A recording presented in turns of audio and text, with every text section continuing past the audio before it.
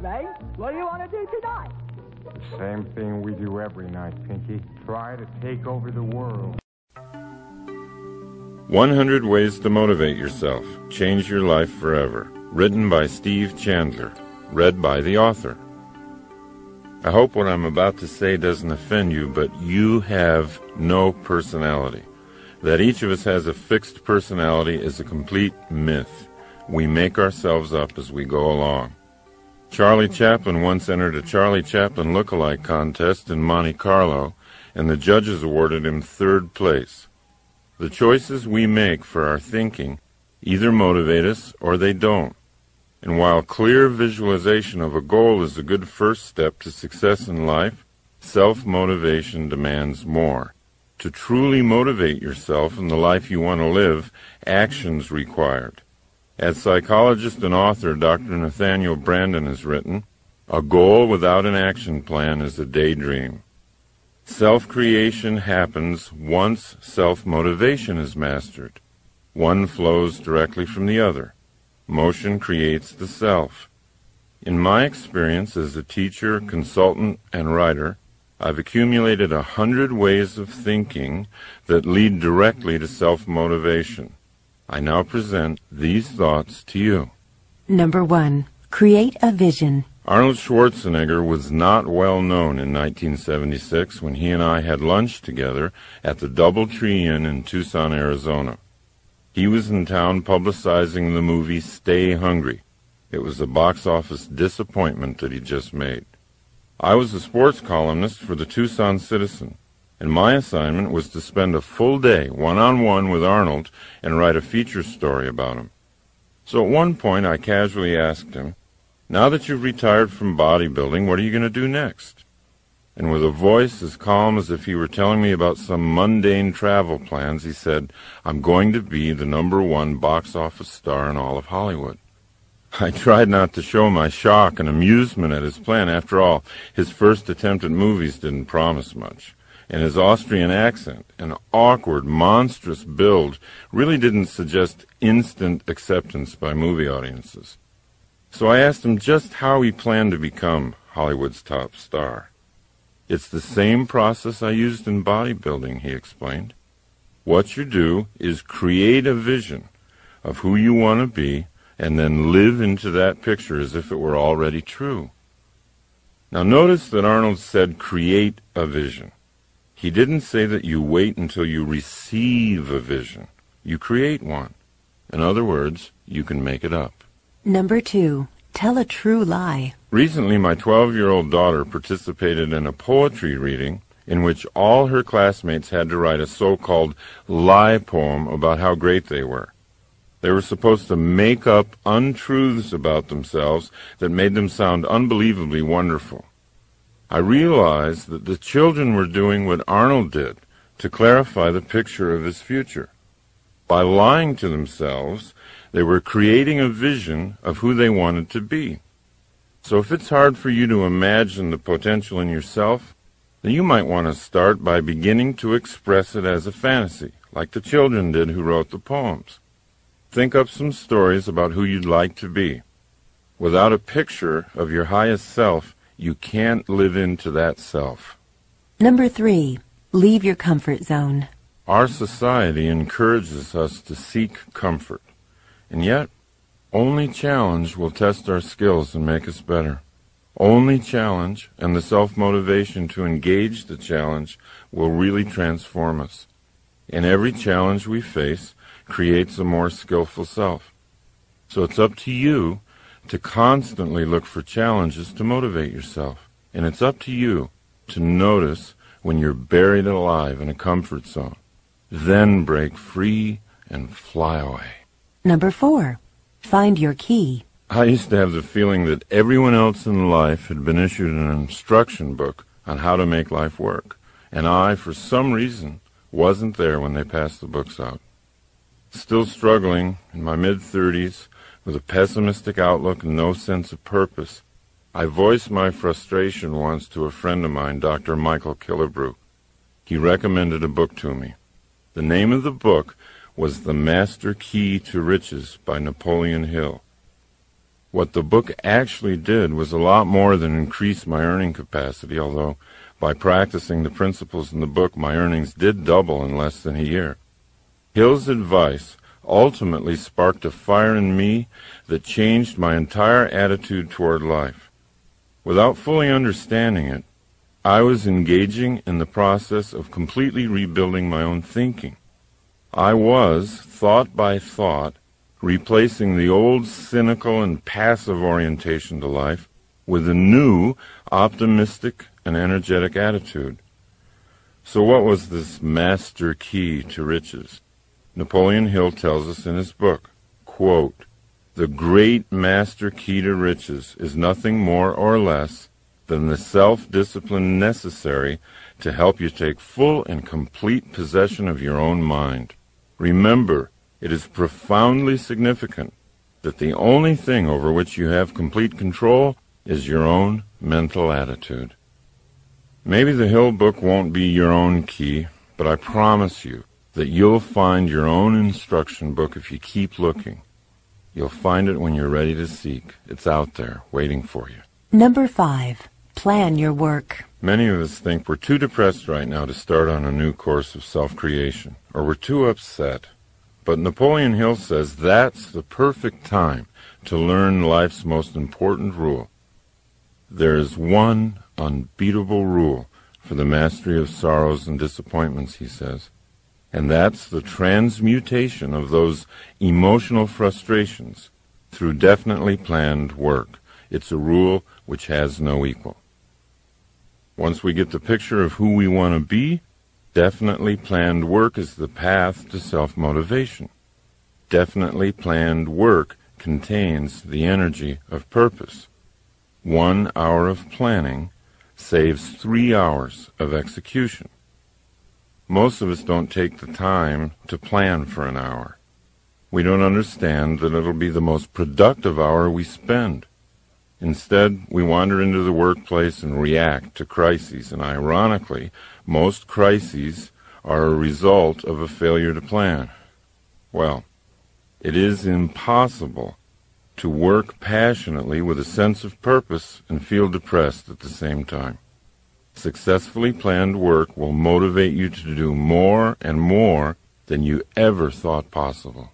Number 6. Move your goalposts. Most people are surprised to learn that the reason they're not getting what they want in life is because their major goals are too small and too vague, and therefore have no power.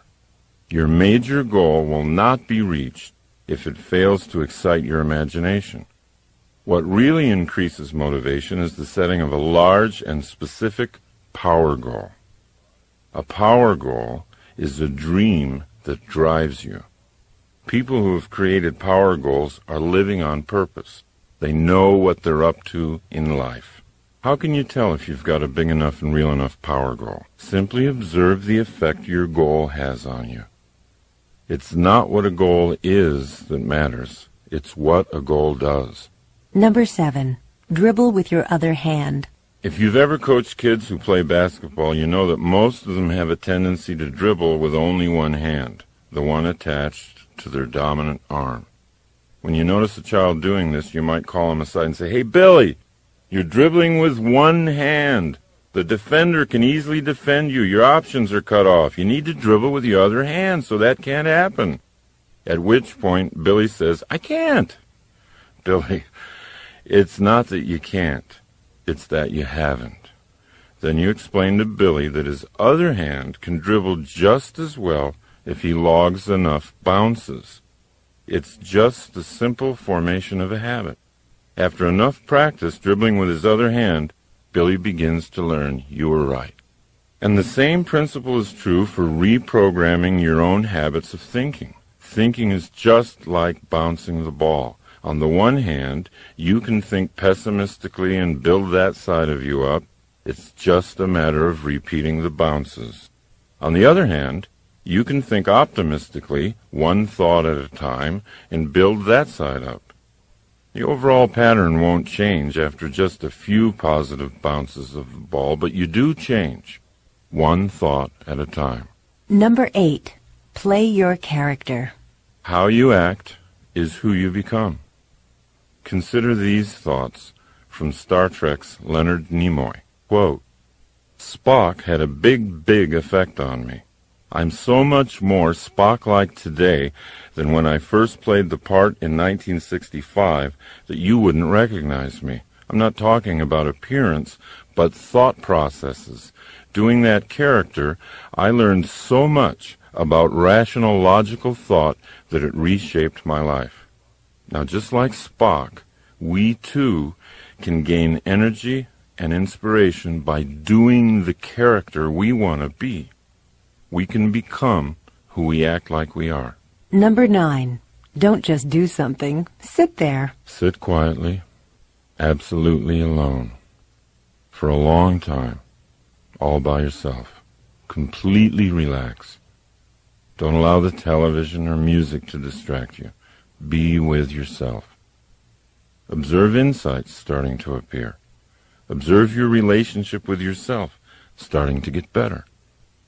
Sitting in silence allows your true dream in life to take shape and clarity. In modern, interactive, civilized life today, you're either living your dream or someone else's.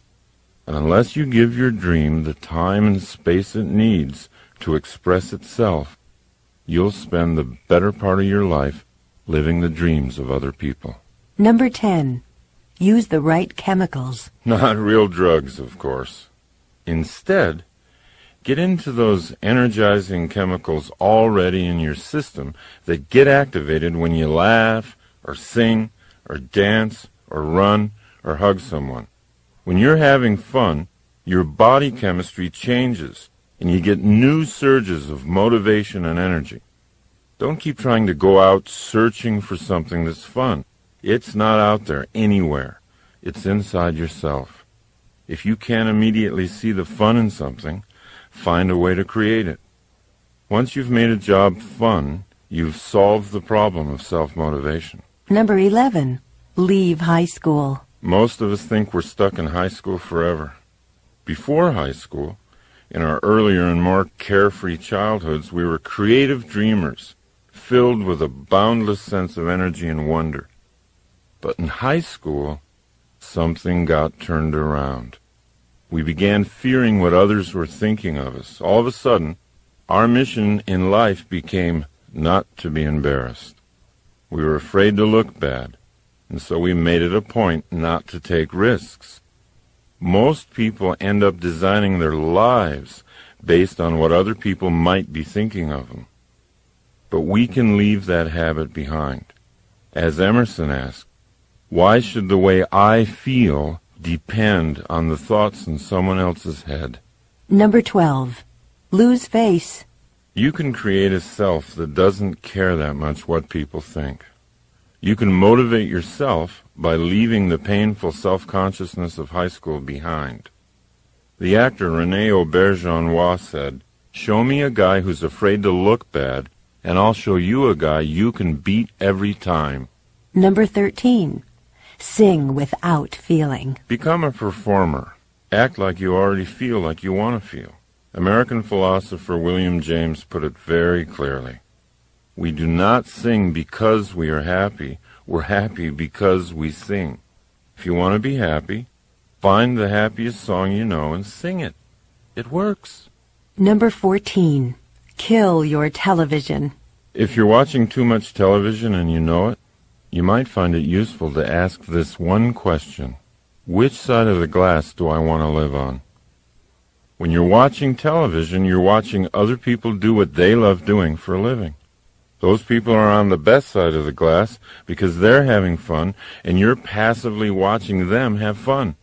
They're getting money, and you're paying. Groucho Marx once said he found television very educational. Every time someone turns it on, he said, I go in the other room to read a book. Number 15. Read yourself a story. Abraham Lincoln used to drive his law partners crazy. Every morning, he'd come into the office and read the daily newspaper aloud to himself. Why did Abe do this morning reading aloud? He'd discovered that he remembered twice as much when he read aloud than when he read silently. And what he did remember, he remembered for a much longer period of time.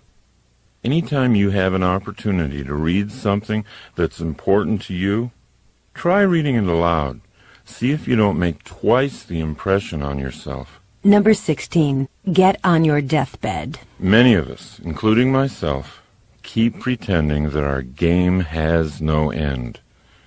We plan to do great things someday when we feel like it. Confronting our own death doesn't have to wait until we run out of life. In fact, being able to vividly imagine our last hours on our deathbed creates a paradoxical sensation, the feeling of being born all over again, and that's the first step to self-motivation. Number 17. Be lazy to begin with. Henry Ford used to point out to his colleagues that there wasn't any job that couldn't be handled if they were willing to break it down into small pieces. And when you've broken a job down, remember to allow yourself some laziness in beginning. Because it isn't important how fast you're doing it. What's important is that you are doing it. The irony is, the slower you start something, the faster you'll be finished. When you first think about doing something hard and overwhelming, you're most aware of how you don't want to do it at all. In other words, the mental picture you have of the activity, doing it fast and furiously, is not a happy picture. So you think of ways to avoid doing the job altogether. Thinking about starting slowly is easy, and doing it slowly allows you to actually start doing it. Therefore, it gets finished. Number 18. Leave your friends. Politely walk away from so-called friends who don't support your goals. When you're in a conversation with a pessimist, possibilities seem to have a way of disappearing, and a narrow sense of cynicism settles in. President Calvin Coolidge once said, "Cynics do not create." Everyone knows that enthusiasm for life is contagious, and being in a conversation with an optimist opens us up to see more and more of life's possibilities. Number 19. Plan your game.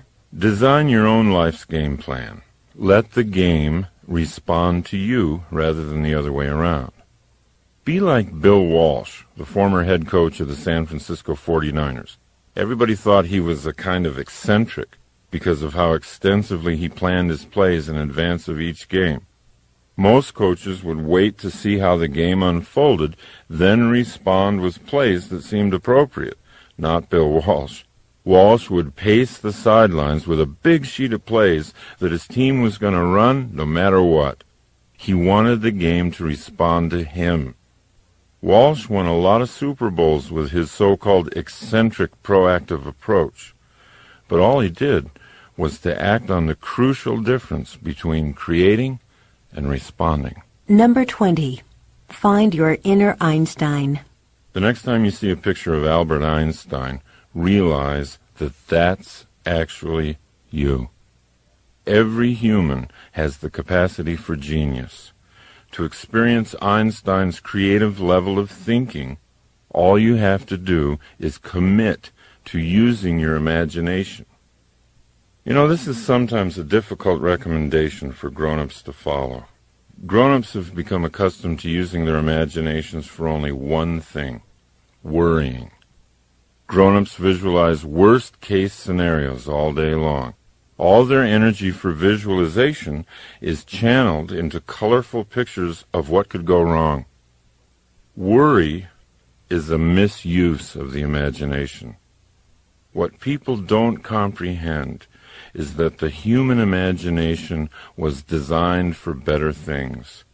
People who use their imaginations to create often achieve things that worriers never dream of achieving, even if the worriers have much higher IQs. Dreaming is the design stage of creating the future. Imagine yourself living a motivated life. Number 21.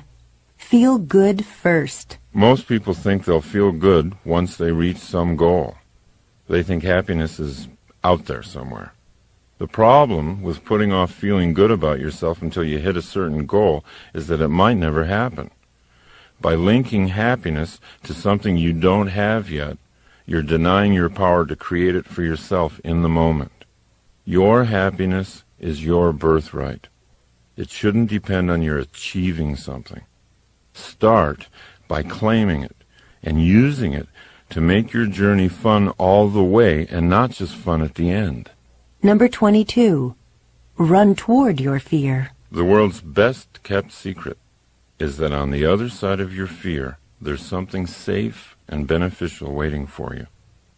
If you work through even a small fear, you'll increase the confidence you have in your ability to create your life. General George Patton said, "Fear kills more people than death. Death kills us but once, and we usually don't even know it. But fear kills us over and over again, subtly at times and brutally at other times. The rush we get after running through the waterfall of fear is the most energizing feeling in the world. If you're ever in an undermotivated mood, find something you fear and do it, and watch what happens." Number 23. Just the unexpected. Most people don't see themselves as being creative, but we all are. And one of the reasons we don't see ourselves that way is that we normally associate being creative with being original. But creativity has nothing to do with originality, and it has everything to do with simply being unexpected. So if you're willing to accept that you are creative, you can begin to cultivate that side of yourself. You can start coming up with all kinds of unexpected solutions to the challenges that life throws at you. Number 24.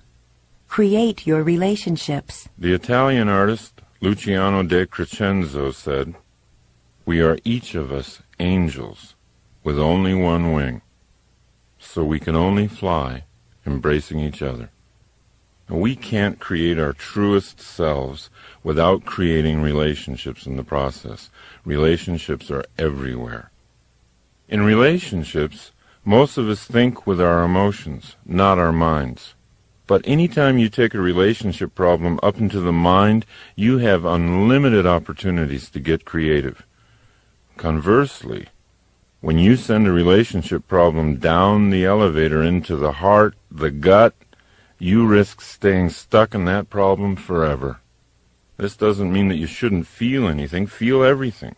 Notice your feelings, but don't think with your feelings.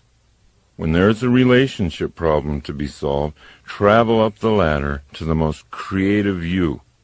You'll soon realize that you create the relationships you have in your life. They don't just happen to you. Number 25. Be where you are. Most of us don't ever focus. We constantly feel a certain amount of psychic chaos because we're always trying to think of too many things at once. Focus on what you want, and it will come into your life. Focus on being a happy and motivated person, and that's who you'll be. Number 26. Act like a hero. We need heroes in our lives. They're not a sign of weakness, they're a source of strength. Bernard Malamud said, "Without heroes, we are all plain people and we don't know how far we can go."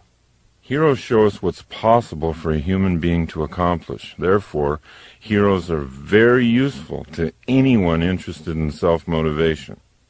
You don't have to have just one hero. Choose a number of them. Put their pictures up. Become an expert in their lives. Collect books about them. Let your heroes' lives inspire you. They're only people like we are. What distinguishes them from us is the great levels they've reached in self-motivation. To just passively adore them is to insult our own potential. Instead of looking up to our heroes, it's much more beneficial to look into them. Number 27. Accept your willpower. You know, a lot of people say, "I don't have any willpower." But if you think you have no willpower, you're undermining your own success. Everyone has willpower. To be listening to this program, you've got to have willpower.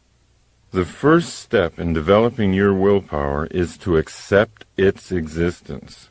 The second step is to know that your willpower, like a muscle in your arm, is yours to develop. You're in charge of making it strong or letting it become weak. Willpower is not strengthened by random external circumstances. Willpower is an inside game. Make a promise to yourself to be clear and truthful about your own willpower. It's always there. Number 28. Say no to yourself. A lot of people are afraid of the word discipline, but at the root of the word discipline is the word disciple. When you're self-disciplined, you've simply decided in matters of the will to become your own disciple. Once you make that decision, your life's adventures get more interesting. You start to see yourself as a stronger person. You gain self-respect. Psychologist Abraham Heschel said, "Self-respect is the fruit of discipline. The sense of dignity grows with the ability to say no to oneself." Emerson said that when we say no to a temptation, the power of that temptation passes into our willpower. And William James recommended that we do at least 2 things every day that we don't want to do. By doing this, we stay powerfully aware of our own willpower. Number 29. Make new word connections. If you associate the word willpower with negative things such as harsh self-denial and punishment, you'll weaken your resolve to build it. Now, to increase your resolve, it's really useful to think of new word connections. For example, to weightlifters, failure is success. Unless they lift a weight to a point of failure, their muscles aren't growing. So they've programmed themselves through repetition to use the word failure in a positive sense. Language leads to power. So be conscious of the creative potential of all the language you use, and then guide that language in the direction of more personal power. Number 30. Deprogram yourself. If you're a regular consumer of the major news programs, you belong to a very persuasive and hypnotic cult. You need to be deprogrammed. Start by altering how you listen to the media. Program out all the negative, cynical, and skeptical thoughts that you now allow to flow into your mind unchecked when you hear the news. Once you've gotten good at factoring out the negative aspects of the media today, take it a step further. Make your own news. Be your own breaking story. Don't look to the media to tell you what's happening in your life. Be what's happening. Number 31. Open the present. Practice being awake in the present moment. Make the most of your awareness of this moment. Don't live in the past unless you like guilt. Don't live in the future unless you like fear. Just stay focused on today. Watch what happens to your motivation. Number 32. Serve and grow rich. You can motivate yourself by increasing the flow of money into your life. Most people are embarrassed to even think this way. They don't want to think and grow rich because they think they'll be thought of as greedy. Or maybe they still believe in the thoroughly discredited Marxist economic superstition that to make money, you have to take it away from somebody else. Or else they don't want to come across as being obsessed with money. But you know who's really obsessed with money? People who think they don't have enough. They obsess about money all day long. It's in their family discussions. It's in their minds at night. It becomes a destructive part of their relationships during the day. George Bernard Shaw said, "Our first duty in life is not to be poor. The road to not being poor always travels through your professional relationships. The more you serve those relationships, the more productive you'll become, and the more money you'll make. Allow yourself to link financial well-being with an increased capacity for compassion for others. If I'm living in poverty, how much love and attention can I give my children or to my fellow humans? How much help can I be to others if I'm always worried about being in debt? Number 33. Imitate Columbo. In your professional life, whatever it is, always be curious. When you meet with someone, think of yourself as a bumbling but friendly private detective like Columbo was. Ask questions. By asking questions in your relationships, you're already creating the relationship, and you're already self-motivated. You don't have to wait for the other person to make it happen. Number 34. Give away some power. Motivate yourself by giving someone else the ideas necessary for self-motivation. You can have any experience you want in life simply by giving that experience away to someone else. John Lennon called it instant karma. If you want to be motivated, shift your inspiration to someone else. Point out their strengths. Offer encouragement and support. Watch what it does for you. Number 35. Talk to yourself. We've always been a little nervous culturally about talking to ourselves. We associate it with insanity. But Plato said that thinking was the soul talking to itself. There's no one better to talk to than yourself if you really want to get things worked out. No other person has as much information about your problems. No one knows your skills and capabilities better. Nathaniel Branden suggests that we get our creative thinking going each morning by asking ourselves 2 questions. 1, what's good in my life? And 2, what is there still to be done? Because thought always precedes action, talking to yourself is a proven way to get motivated. Number 36. Schedule your comebacks. Progress toward your goals is never going to be a straight line. It'll always be a wavy line. You'll go up and then come down a little. 2 steps forward and 1 step back. Now, most people get discouraged when they slide a step back after the 2 steps forward. They think they're failing. They think they've lost it. But they really haven't. They're simply in step with the natural rhythm of progress. Now, once you understand this rhythm, you can look ahead on your calendar and block out time to refresh, renew, recover. Schedule your comeback while you're on top.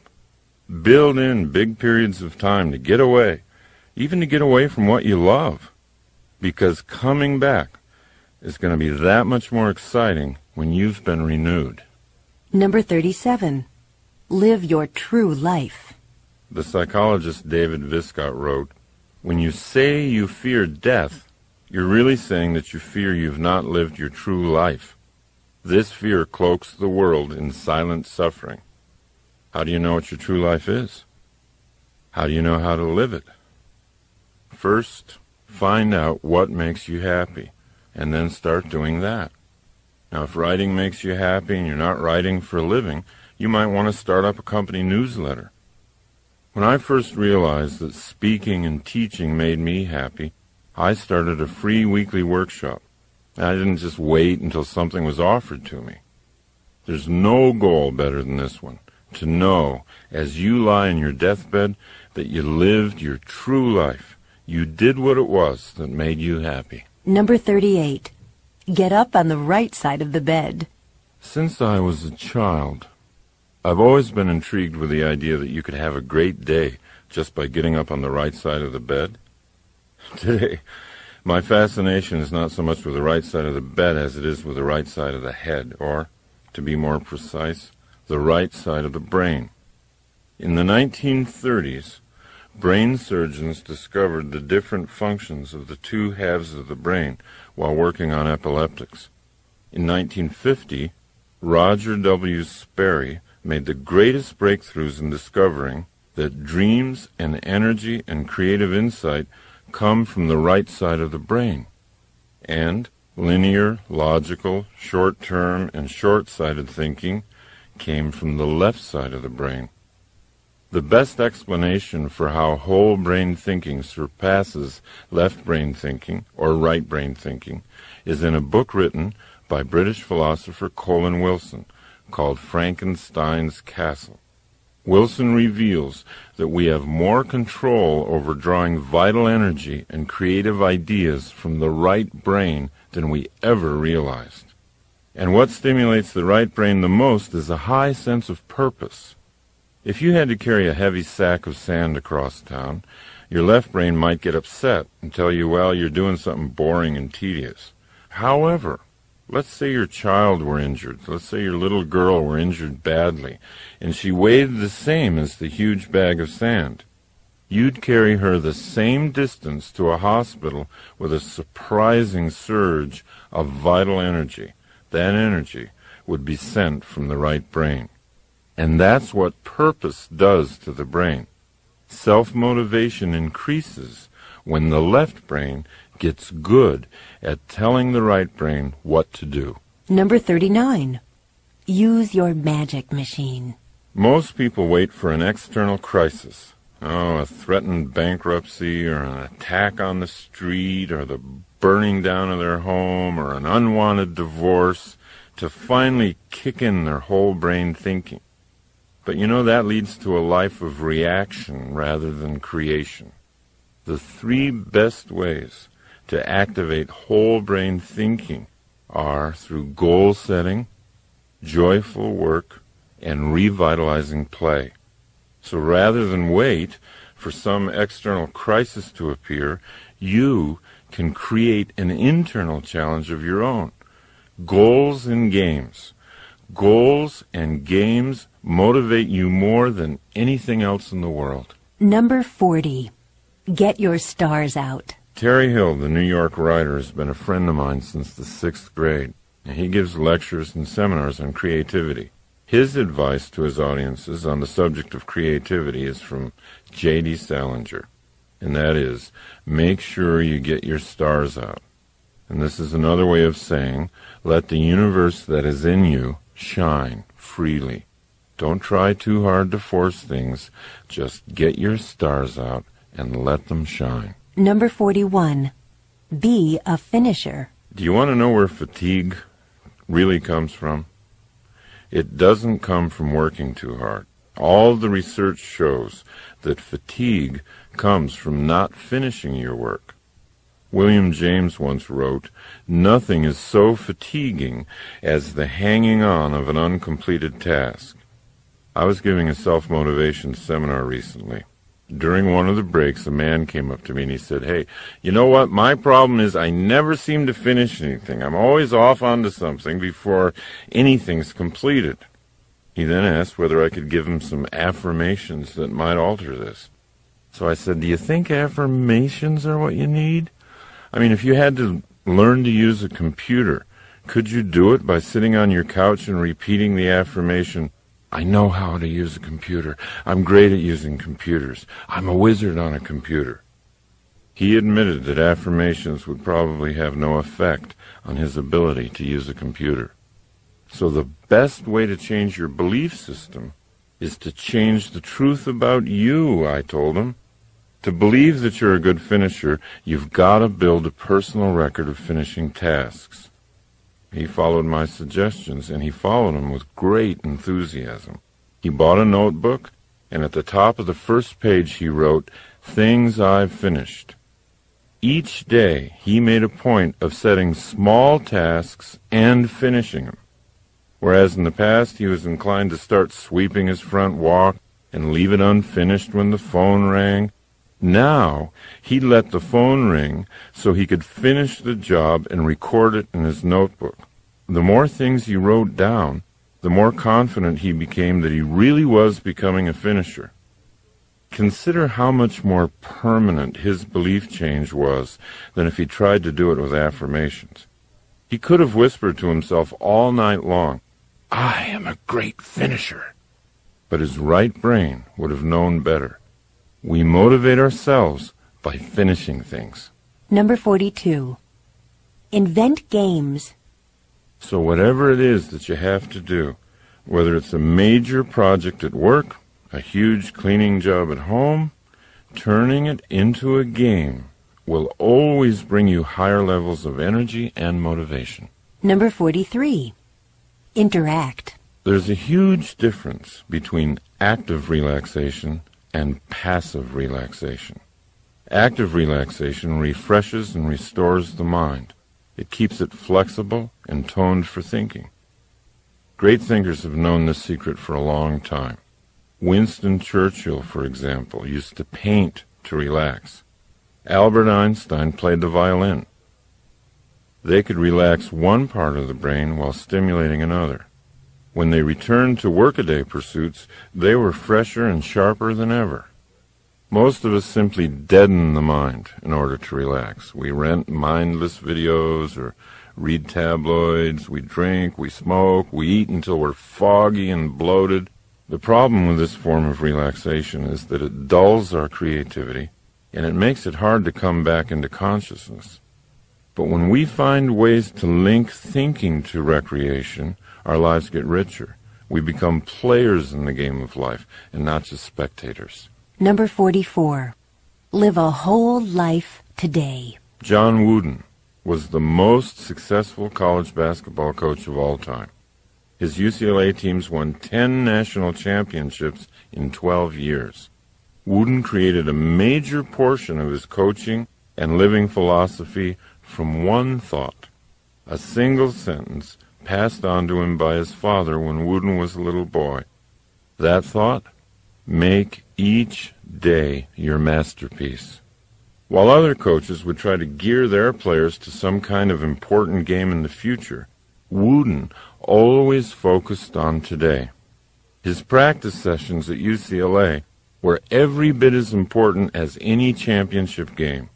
In his philosophy, there was no reason not to make today the proudest day of your life. Today is a microcosm of your entire life. It's your whole life in miniature. You've got eternity in the palm of your hand. Life is now. Life is not later on. And the more we hypnotize ourselves into thinking we have all the time in the world to do what we want to do, the more we sleepwalk and the more we miss life. Number 45. Welcome your problems. Every solution has a problem. You can't have one without the other. So why do we say that we hate problems? Why do we claim to want a hassle-free existence? Deep down, where our wisdom lives, we know that problems are not to be feared. Problems are simply tough games for the athletes of the mind, and true athletes always want to get a game going. If you learn to love the opportunities your problems present, then your motivational energy will always rise. Every solution has a problem. Number 46. Drive a library. One of the greatest opportunities for motivating yourself today lies in the way you use your drive time. With the huge variety of audio tapes now available, you can use your time on the road to educate and motivate yourself at the same time. Maybe that's where you're listening to this tape right now. If we leave what we think about to chance, or to an R-rated rock disc jockey, then we lose a large measure of control over our own minds. Audiocassette learning is one of the surest ways to reprogram your subconscious mind. It's one of the best ways to design an action-oriented belief system, the kind you need to inspire ongoing self-motivation. Number 47. Rewind your thoughts. Perhaps you've noted some idea in this program or some recent book you've read that you want to hold on to. Even a single phrase, if you place it prominently in your home or in your office, can have a huge impact on your life. So write things down. Put things up. Write down what motivates you and put it up where you can see it. Number 48. Make yourself up. One of the ways to get started creating goals and action plans is just make them up like you did as a kid. Think of creating in simpler terms than that. Think of it as something that all humans do very easily. The French physician Émile Coué said, Always think of what you have to do as easy, and it will be. Number 49. Get small. Most people participating in the free enterprise system have become thoroughly convinced of the power of setting large and specific long-range goals for themselves. Career goals, yearly goals, and monthly performance goals are always on the mind of a person with ambition. But many people overlook altogether the power of small goals. Goals set during the day that give energy to the day and a sense of achieving a lot of small wins along the way. By increasing your conscious use of small objectives, you'll see the larger objectives coming into reality much faster than you thought they would. Number 50. Get out of the box. All of us tend to look at our challenges from inside a box. We take what we've done in the past and put it in front of our eyes and then try to envision what we call the future. But you see, that restricts our future. With that kind of restricted view, the best the future could possibly be is a new and better past. Great motivational energy occurs when we get out of that box and realize that the possibilities for creative ideas are infinite. To create the best possible future for yourself, don't try to look at it through a box containing your own past. Create the future from nothing.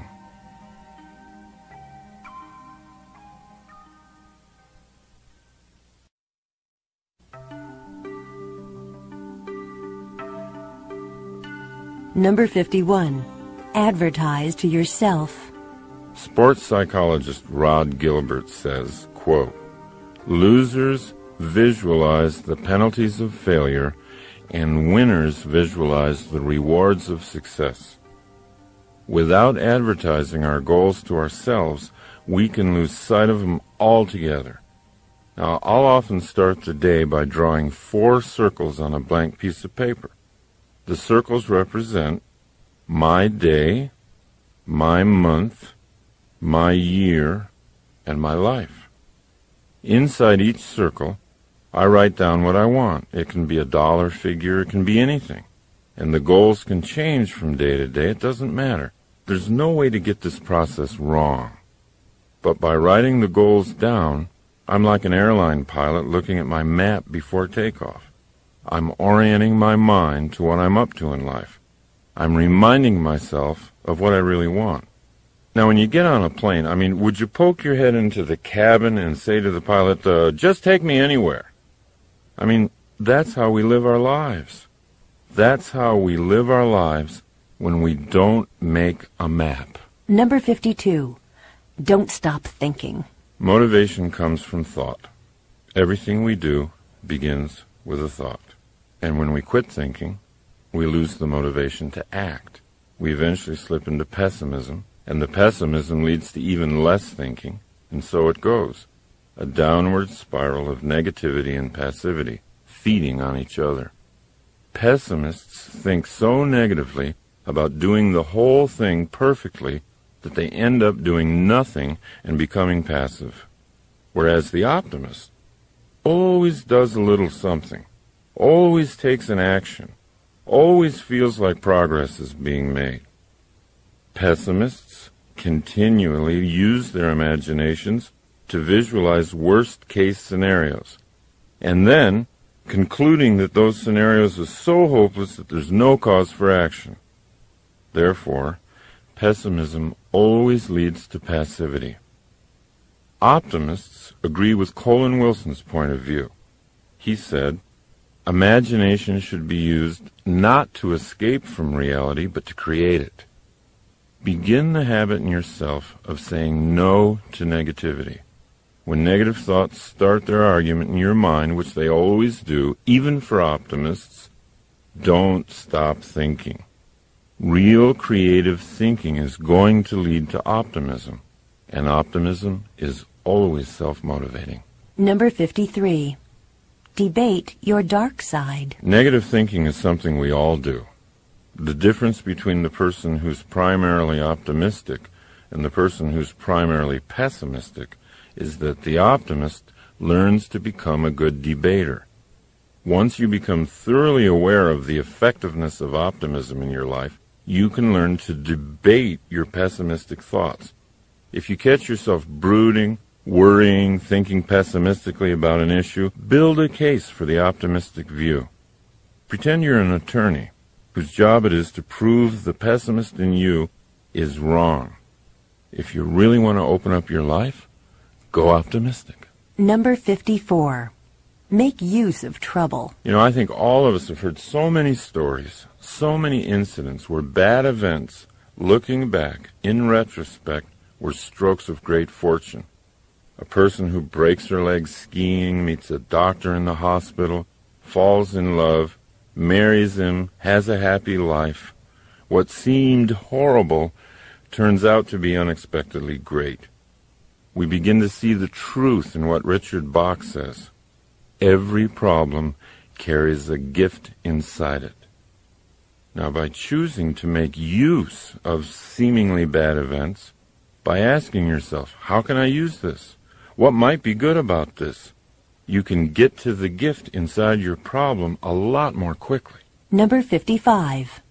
Learn to brainstorm by yourself. So, try this. Put a goal on the top of a page, and then put numbers 1 through 20 on that page and begin your brainstorming session. List 20 ideas. They don't have to be well thought out. They don't have to be reasonable. Give yourself permission to flow. Your only objective is to have 20 ideas scrawled down within a certain period of time. If you do this for 1 week, you'll end up with 100 ideas.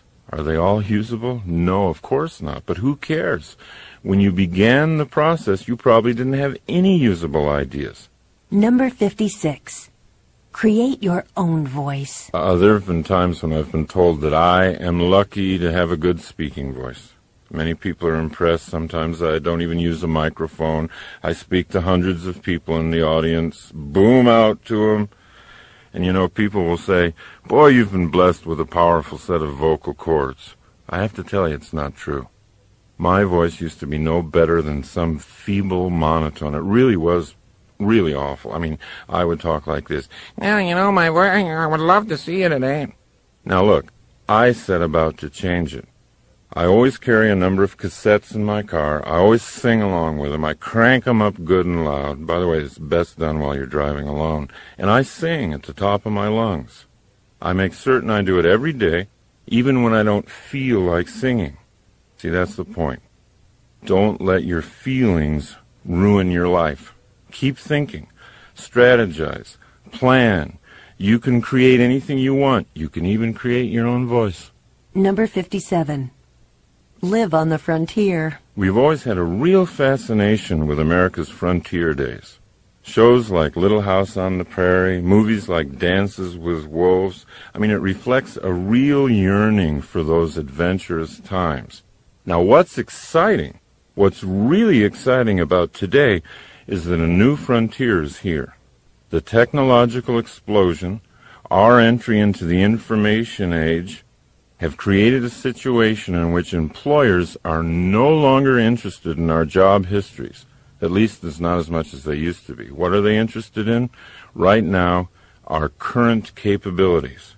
For example, let's say my company's trying to enter the Chinese market to sell its software, and you, at age 70, can speak fluent Chinese, know all about software, and have energy and zest for success. How can I afford not to hire you? Times have changed. This is the new frontier. It's all about what you can do, not about what you've done. Number 58. Replace your habits. Self-motivation is much more difficult to achieve when we're held back mentally by certain bad habits. But here's the catch. Bad habits can't be gotten rid of because they exist for good reasons. They're there to do something for us, even if that something ends up being self-destructive. You see, down deep, even a bad habit is trying to make us operate better. That's why bad habits have to be transformed and built upon. They can't be killed. They can't be eliminated. We have to go to the beneficial impulse that drives the habit and then build on that to make the habit grow from something bad into something good. What we then achieve is habit replacement. Now, where bad habits are concerned, replacement is the only thing that works. I've known people who quit smoking without even intending to. Maybe they took up running, some form of aerobic exercise. And soon, the breathing and relaxation they were getting from the exercise made smoking feel so bad to their bodies they quit. They quit smoking because they'd introduced a replacement. Subconsciously, you don't even think your habit is bad because it's fulfilling a perceived need. So the way to strengthen yourself is to identify the need and build on it. Honor the need by replacing the current habit with one that's healthier and more effective for you. Number 59. Paint your day. Self-motivation is much more difficult to achieve when we're held back mentally by certain bad habits. When you wake up, try picturing your day as a blank artist's canvas. Ask yourself, who's the artist today? Me or blind circumstance? If you choose to be the artist, how do you want to paint your day? Number 60. Swim laps underwater. When Bobby Fischer prepared for his World Championship chess match with Boris Spassky, he prepared by swimming laps underwater every day. He knew that as the chess matches wore on into the late hours, the player with the most oxygen going to his brain would have the mental advantage. So he built his brain by building his lungs. Sometimes all you need is the air that you breathe just to motivate yourself. Going for a run or a walk or simply deep breathing gives the brain the fuel it feeds on, and motivation comes easy. Number 61. Get some coaching. After a disappointing round on the golf course, Jack Nicklaus would often take a golf lesson. When I first heard about this, I said to myself, who could give Jack Nicklaus a lesson in golf? But that was before I ever really understood the value of coaching. And then a young business consultant named Steve Hardison taught me something. Nicklaus takes a lesson, not because his coach is a better player, but because his coach can stand back from Nicklaus and see his moves objectively. So, if coaching is appropriate for your golf or tennis game, it could also be appropriate for the game of life. Ask someone you admire to be honest with you and coach you for a while. Let them tell you what they see. It's a courageous thing to do, and it'll always lead to growth. Number 62. Leave home. Once when Steve Hardison and I were discussing a few of my old habits that were holding me back from realizing my business goals, I finally said to him, but why? Why do I do those things? I mean, if I know they hold me back, why do I continue to do them? And he said, you do them because they feel like home. When you do those things, you do them because that's what you're comfortable doing. And so you make yourself right at home doing them. As they say, there's no place like home. Home can be an ugly place if it's not kept up and consciously made beautiful. Home can be a dark, damp prison, smelling of bad habits and laziness. But we think we're safe there. However, when we inspect the worn-out house more closely, we can see that the safety we think we're experiencing is pure self-limitation. Now, you might want to identify the habits that keep you trapped. Identify what you've decided is your final personality, for example. Understand that it might be a hasty construction built only to keep you safe from risk and growth. See, once you've done that, you can leave. You can leave home.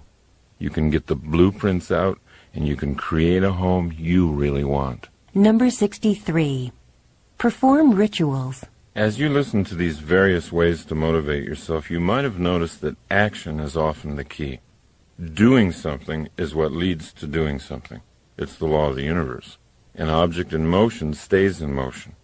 My own ritual for jump-starting the brain is walking. Many times in my life I've had a problem that seemed so overwhelming. It seemed too overwhelming to even do anything about. but my ritual is to take the problem out for a long, long walk. Time and time again, during the course of the walks, something comes out of nowhere. Some idea for an action that would solve the problem. So try making up a ritual for yourself, anything that will act as a self-starter. Rituals will have you in action before you feel like getting into action. Rituals always override your built-in laziness. They always get you motivated in a predictable, controllable way. Number 64. Start your life over. If you catch yourself thinking that you're too old to do something you want to do, please recognize that you're now listening to the pessimistic voice inside of you. It's the voice of a liar. Talk back. Remind the voice of all the people in life who've started their lives over again at any age they wanted to. John Houseman, the Emmy Award-winning actor in The Paper Chase, he started acting professionally when he was 73 years old. Don't listen to the voice inside. You can start your life over right now. Number 65. Keep all your promises. One way I used to motivate myself was to make some unreasonable promise. To go to someone I cared about, either personally or professionally, and promise something really big. Something that'll take all the effort and creativity I had to make it happen. But, there were times when those huge promises I made weren't kept, and I realized over the years it's not really an intelligent way to self-motivate. Today I'll make commitments to other people, but they're commitments that I know I can keep.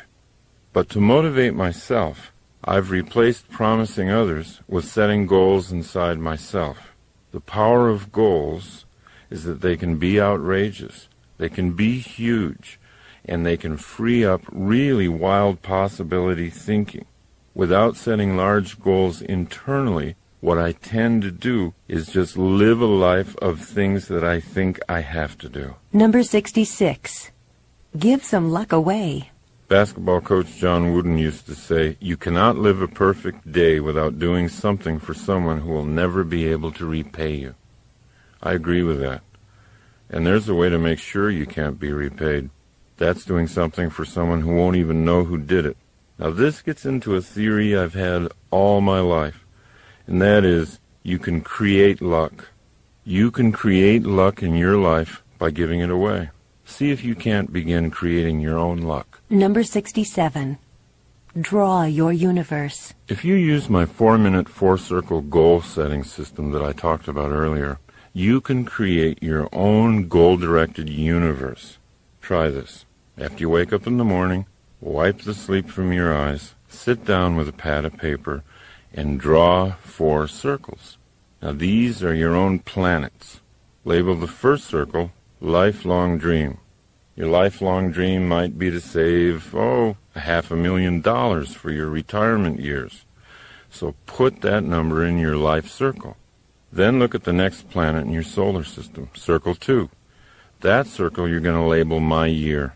What do you need to save in the next 12 months in order to be on course to hit your life savings goal? Now that you've got your first 2 circles filled with a number, move to the third circle, my month. What would you have to save each month to hit your year's goal? Then put that number down and go to the final circle, my day. What would you need to do today that if you repeated it every day would ensure a successful month? You can't help but see that each circle, if done successfully, guarantees the success of the next circle. If you hit your daily goal every day, your monthly goal is automatically hit. In fact, you don't even have to worry about it. And if your monthly goal is reached, the yearly goal has to happen. It's mathematical. And if your yearly goals are hit, the lifelong goal cannot not be reached. Then you can see, proven for you, that your life and your day are the same thing. You can create your own universe any way you like. The system itself is not the motivator. Your understanding of your responsibility to be a creative planner, that's what the motivator is. Number 68. Get up a game. If you're really interested in motivation, there's nothing more fun than competition. Competition has a bad name these days. It shouldn't. It teaches you the valuable lesson that no matter how good you are, there's always somebody better than you. That's a lesson in humility everybody needs. And it teaches you that by trying to beat somebody else, you reach for more inside of you. Trying to beat somebody else puts the game back into life. And if it's done optimistically, it gives energy to both competitors. It teaches sportsmanship. And it gives you a benchmark for measuring your own growth. So in your life, let the games begin. Have fun winning and losing. And when someone has insulted you or underrated you, don't just get even, get better. Use your victory, not to hurt them, but to create you. Number 69. Turn your mother down. In Dr. Martin Seligman's studies of optimism and pessimism, he found out a remarkable fact. We first learn how to explain the world to ourselves from our parents, and more specifically, our mothers. I'm quoting from Dr. Seligman. Young children listen to what their primary caretaker, usually the mother, says about causes, and they tend to make this style their own. If the child has an optimistic mother, this is great, but it can be a disaster for the child if the child has a pessimistic mother. Fortunately, Seligman's studies show that the disaster only needs to be temporary, that optimism can be learned at any age. Now, it's not self-motivating to blame mom if you find yourself to be a pessimist. Blaming someone never self-motivates because it strengthens the belief that your life is being shaped by forces outside yourself. Love your mom. She learned her pessimism from her mother. But change yourself. Number 70. Face the sun. Helen Keller wrote, "When you face the sun, the shadows always fall behind you." This was Helen Keller's poetic way of recommending optimistic thinking. What you look at, what you face, grows in your life. What you ignore falls behind you. But if you turn and look only at the shadows, they become your life. Number 71. Look inside. Most of us wait to find out who we are from impressions and opinions we get from other people. "Oh, do you really think I'm good at that?" we ask. Somebody compliments us. If we're persuaded that they're being honest and have made a good case, we might alter our self-image upward. That's great getting feedback from others, especially positive feedback. But your journey should be internal. Travel deeper and deeper inside to find out your own potential. Your potential is your true identity. It only waits for self-motivation to come alive. Number 72. Go to war. Anthony Burgess was 40 when he learned he had a brain tumor that would kill him within a year. He was completely broke, and he didn't have anything to leave behind for his wife Lynn, who was soon to be a widow. Burgess had never been a professional novelist in the past, but he always knew it was inside him to be a writer. So, for the sole purpose of leaving behind royalties for his wife, he put a piece of paper into the typewriter and he began writing. He had no certainty that he'd ever even be published, but he couldn't think of anything else to do. Burgess wrote energetically. He finished 5.5 novels before that year was through. But he didn't die. His cancer had gone into remission, and then it disappeared altogether. In his long and full life, Anthony Burgess wrote more than 70 books. Without the death sentence from cancer, he might not have written anything. You know, it's funny, but research shows that during times of war, suicide rates go down. We don't have to wait for something tragic. We don't have to wait for a war to attack us from without. We can get the same vitality by challenging ourselves from within. Joan of Arc said, "All battles are first won or lost in the mind." A useful exercise for self-motivation might be this. Ask yourself, what would you do if you had Anthony Burgess's original predicament? If I had just a year to live, how would I live differently? What exactly would I do? That question can inspire surprising thoughts. It can reveal skills inside you that you're not using today. Number 73. Make small change. When I first began working on self-motivation a long time ago, I'd go through all kinds of emotional mood swings. I'd get really high on the idea of who I could be. I'd set out to change myself overnight, and then my old habits would pull me right back to who I used to be. Then I'd become demoralized. Later in my life, I finally caught on to the idea that great things are often created slowly. Great paintings, great buildings. So why couldn't great people be created slowly? So if you're willing to see yourself as a masterpiece in progress, then you'll love small changes. You'll be excited by a tiny thing you did differently today. If you want a stronger body and you took the stairs instead of the elevator, celebrate. You're moving in the direction of self-creation. Number 74. Do something badly. Sometimes we don't do things because we're not sure we can do them well. We feel we're not in the mood or at the right energy level to do the task we have to, so we put it off or wait for inspiration to arrive. We're so afraid to do things until we're sure we'll do them well, we don't do anything. This is the source of all writer's block, by the way. This tendency led G.K. Chesterton to say, if a thing is worth doing, it's worth doing badly. If you're not motivated to do something you know you need to do, just decide to do it badly. Add a little self-deprecating humor. Be comically bad at what you're doing, and then enjoy what happens to you once you're in the process. Number 75. Be a visioneer. A few years ago, I began working with motivational speaker and author Dr. Dennis Deaton, and he allowed me to learn and even teach his principles of visioneering, which he defines as engineering dreams into reality by the use of active mental imaging. The principle is this: you can't do anything that you can't picture yourself doing. Visioneering is just another word for picturing yourself. Once you make the picturing process conscious and deliberate, you begin to create the self you want to be. Number 76. Shine your light. Chesterton used to say that taking things lightly was the most spiritually advanced thing you could do to improve your effectiveness in life. After all, said Chesterton, it's because God's angels take themselves so lightly that they're able to fly. And if his angels take themselves that lightly, imagine how much more lightly he takes himself. Your own motivational level will always be lifted with humor. Anytime you're stuck, ask yourself to take things lightly. Ask yourself to come up with some funny solutions. Laughter will destroy all limits to your thinking. When you're laughing, you're open to anything. Number 77.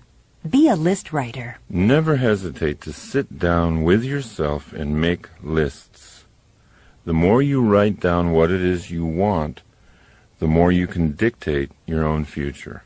A goal gains power when you write it down, and it gains more power every time you write it down. Now, we're always looking for motivation in what others have written. But if you become a creative list maker, you'll learn how to motivate yourself by what you've written. Number 78. Be the change. Don't try to change other people. It doesn't work. You'll waste your life trying. We talk to our children for hours about how we think they should change. But children don't learn from what we say. They learn from what we do. By being what you want them to be, you can lead by inspiration. What you tell people to do often goes right by them. Who you are doesn't. The change in you is contagious. When you yourself change, watch how the people around you change. Number 79. See the gold. In every circumstance, we can look for the gold or we can look for the filth. And what we look for, we'll find. Opportunities are like those subatomic quantum particles that come into existence only when they're seen by an observer. Your opportunities will multiply when, and only when, you choose to see them. Number 80. Simplify. The great Green Bay Packer football coach Vince Lombardi was once asked why his world championship team, which had so many multi-talented players, ran such a basic and simple set of plays. "It's hard to be aggressive," he answered, "when you're confused. When you simplify your life, it gathers energy." Number 81. Pin life down. Recently, I was working with car dealer Henry Brown of Brown & Brown Nissan, which is a nationally celebrated Nissan dealership, and he was telling me a story about his son, a high school wrestler. Now, his boy had been getting only fair results in wrestling this year, so Henry went and talked to him, and he learned that he entered each match completely prepared to counter anything his opponent tried. And no matter how gifted Henry's son was at countering moves, countering was still countering. So finally, Henry suggested to his son that he try entering a wrestling match with a plan, a series of moves that he would initiate no matter what his opponent tried. And the boy agreed, and the results were remarkable. He began winning match after match, pinning opponent after opponent. The young wrestler's goal had always been to win. He didn't have a problem setting big goals. But as Nathaniel Branden says, a goal without an action plan is a daydream. Before any adventure, take time to plan. Let life respond to you. If you're making all the first moves, you'll be surprised at how often you can pin life down. Number 82. Strengthen your purpose. Energy comes from purpose. If the left side of the brain tells the right side that there's a sufficient crisis, the right side sends energy, and sometimes superhuman energy.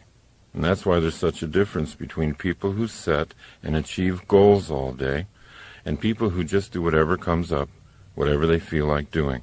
To the first person, there's always added purpose. To the other, there is boredom and confusion, the two greatest robbers of energy. Because we are totally responsible for our own sense of purpose, that also means that we're totally responsible for the energy in our lives. Number 83. Go on a news fast. I first heard the phrase news fast from Dr. Andrew Weil. Now, he actually tells his patients to stop watching the news for a few weeks, and he gets great results. They sleep better, their whole systems are better. Now, my own recommendation for a news fast has to do with self-motivation. If you go for periods of time without listening to or reading the news, you'll notice an upswing in your optimism about life. You'll really feel a lift in energy. Your mind is yours to fill with whatever you want. The more you accept the responsibility of filling it, the easier it'll be to build an optimistic and effective mindset. Number 84. Choose an action. When you find yourself worrying about something, always ask yourself an action question. What can I do about this right now? And then do something. Any small thing. Anything that worries you should be acted on, not just thought about. Even small actions start to chase away your fears and put you back in control of creating what you want. Number 85. Be a thinker. I was doing some seminars for a large office company in Las Vegas, and the president told me something that was really interesting. He said he had basically two kinds of people working for him, the whiners and the thinkers. The whiners were often very smart, dedicated employees who worked long hours, but when they came into the president's office, it was always to complain. And here's what he said. They're great at finding fault with other managers and telling me what's wrong with our systems, but they're a drain on me because they're so negative I end up trying to make them feel better, and after that I'm depressed. Now the thinkers, on the other hand, had a different way of coming into the office with problems. Here's what he said about them. The thinkers come to me with ideas. They see the same problems that the whiners see, but they've already thought about possible solutions. When you're committed to self-motivation, you'll follow into the realm of the thinker, naturally. You'll be more valuable to your organization and to yourself. Number 86. Choose enjoyment. There's a huge difference between pleasure and enjoyment. And when we're absolutely clear about the difference, we can grow much faster toward who we want to be.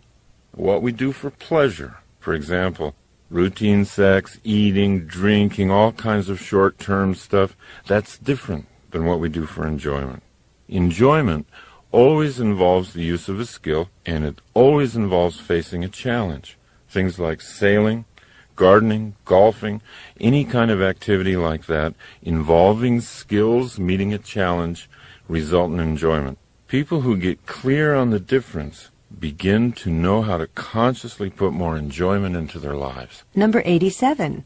Read mystery novels. The person with the highest IQ ever measured, Marilyn Vos Savant, recommends mystery novels as brain builders. Here's what she says. Not only is this exercise fun, but it's good for you. I'm not talking about violent thrillers or police procedural novels, but instead, I'm directing you to those elegant, clue-filled, intelligent mysteries solved by drawing conclusions, not guns." Unquote. Marilyn Vos Savant believes strongly that the brain can be built as surely and as quickly as the muscles of the body. So the next time you feel like curling up with a good mystery, don't feel guilty. You might be doing the most productive thing you've done all day. Number 88. Express your thoughts. Go ahead and feel your feelings. But when it's time to talk, be thoughtful and express your thoughts. Number 89. Use your weaknesses. Make a list of your strengths and your weaknesses on separate pieces of paper. Place the list of strengths somewhere where you'll see it again, because just looking at it will always pick you up. Now, look at your list of so-called weaknesses and study them for a while. Stay with it until you feel no shame or guilt about them. Allow them to become interesting characteristics instead of anything negative. Ask yourself how each characteristic could be useful to you. When Arnold Schwarzenegger became a professional actor, he had a weakness: his thick Austrian accent. It wasn't long, however, before Arnold incorporated his accent into the charm of his action hero persona on the screen, and a former weakness became a strength. His accent became an identifying part of his characters, and people everywhere were imitating it. Now, there isn't anything on your weakness list that can't be a strength for you if you think about it long enough. Number 90. Try becoming your problem. Whatever type of problem you're facing, the most self-motivational exercise I know of is to immediately say to yourself, I'm the problem. Because once you see yourself as the problem, you can see yourself as the solution. By seeing ourselves as victims of our problems, we lose the power to solve them. To activate the power inside ourselves, we need to take only 2 essential steps. 1, own the problem, and 2, create the solution. Number 91. Inflate your goal. There is another self-motivator that must be used as an intellectual tool only. Take a certain goal of yours and double it, or triple it, or multiply it by 10, and then ask yourself, quite seriously, what would you have to do to achieve that new goal? Now, I've often used this method for self-motivation with myself. If I have a goal of signing, say, 2 seminar contracts in the next 3 weeks, I'll often get out a pad of paper and ask, how would I get 10 contracts signed in 3 weeks? It always puts me at a different level of thinking. And because I'm solving the problem of 10, I always get at least 2. Remember, it's just a self-contained game, not a promise to anybody else. But it is a game that's fun to play. Why? Because it works. Number 92. Come to your own rescue. There are 2 ideas that are contained in the work of psychotherapist Nathaniel and Devers Brandon that have helped me incredibly. Here's the first one. You can't leave a place you've never been. And here's the other one. No one is coming. I used to believe I could run from all my frightening thoughts and beliefs about myself. But all that ever did was create deeper internal fears and conflicts. What I really needed was to get all my fears into the sunshine and demystify them. Once I systematically began to do that, I was able to dismantle the fears like a bomb squad does to a bomb. Acceptance and full consciousness of those fears was the place I'd never been. Once I was in that place, I could leave. Now, the notion that no one's coming was more terrifying. That idea sounded too much like abandonment. Many of us, even as grown-ups, devise very elaborate and subtle variations of the theme, I want my mommy. The Brandons showed me that I could be much happier, much more effective, if I valued independence and self-responsibility above dependency on someone else. So when you accept the idea that no one's coming, it's actually a very powerful moment, because it means that you're enough. You can handle your problems yourself. You can grow. You can get strong. You can generate your own happiness. And paradoxically, from that position of independence, truly great relationships can be built, because they're not based on dependency. They're not based on fear. They're based on mutual independence and love. See how much better you are at self-motivation once you've begun to celebrate the news that you're enough. Number 93. Push your own buttons. Motivation never has to be accidental. Any form of motivation. A lot of people like to motivate themselves musically, for example. But you don't have to wait for hours until a certain song comes on the radio that picks up your spirits. You can control what songs you hear. If there's certain songs that always lift you up, create a greatest motivational hits tape for yourself. You've got much more control over your environment than you've ever realized. Learn how to push your own buttons. Number 94. Strengthen your rehearsal. The harder you are on yourself, the easier life is on you. There isn't anything life can challenge you with that you can't challenge yourself with in advance. You can set yourself up to succeed. If you have to make a presentation in front of someone who scares you, you can always rehearse it first in front of someone who scares you more. If you've got something hard to do and you're hesitant to do it, pick out something even harder and do that first.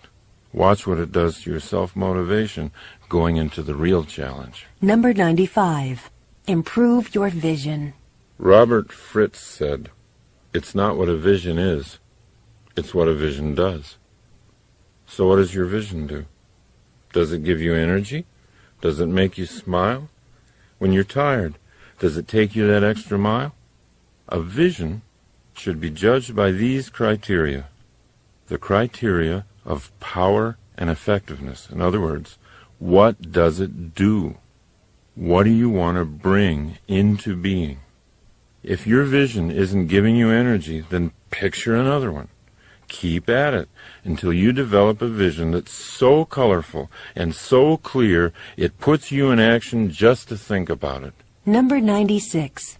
Build your power base. The more awake you are, the more conscious you are, and the more you pay attention to how your own efforts at self-motivation are succeeding, the more powerful you'll become. Your knowledge of self-motivation is power in and of itself. Respect your knowledge and build on it. Number 97. Link truth to beauty. To me, the best case for honesty is how beautiful it is, how clean and clear it makes the journey from current reality to the dream. Truth leads you to a more confident level in your relationships with others and with yourself. It diminishes fear. It increases your sense of personal mastery.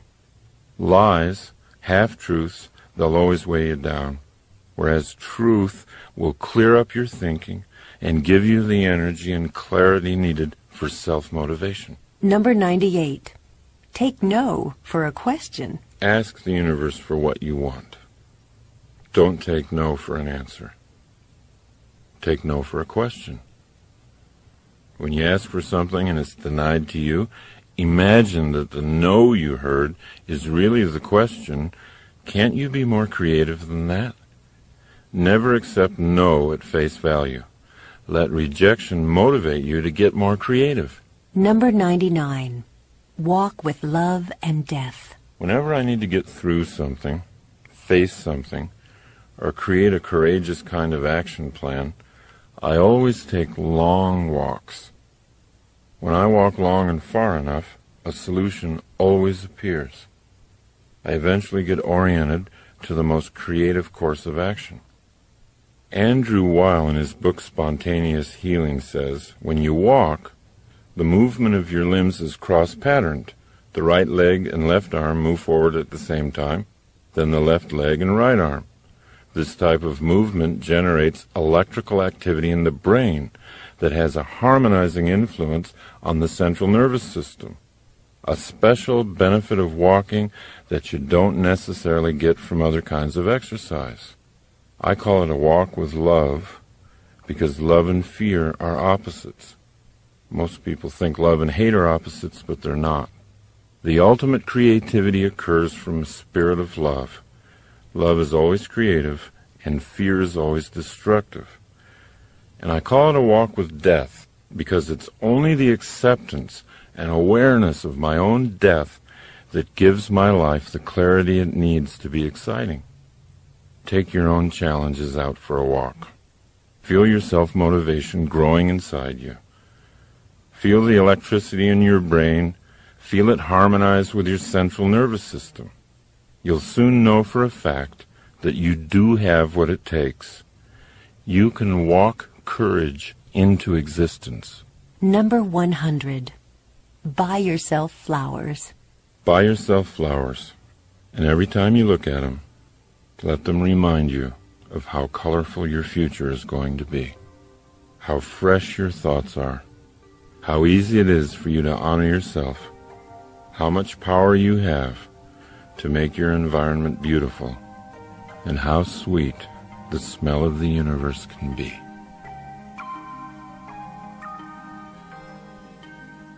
This has been a Highbridge audio presentation.